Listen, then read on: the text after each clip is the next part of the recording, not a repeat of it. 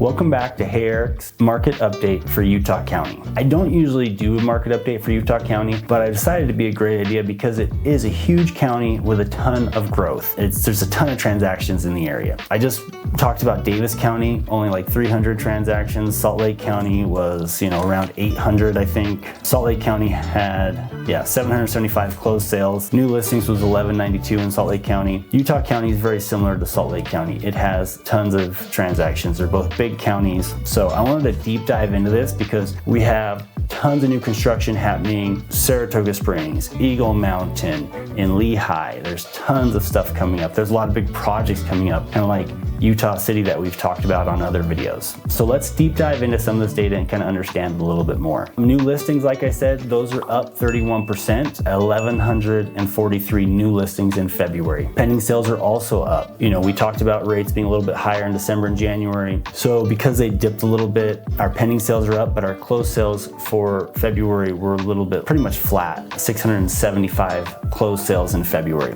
But pending sales in February were 1,202.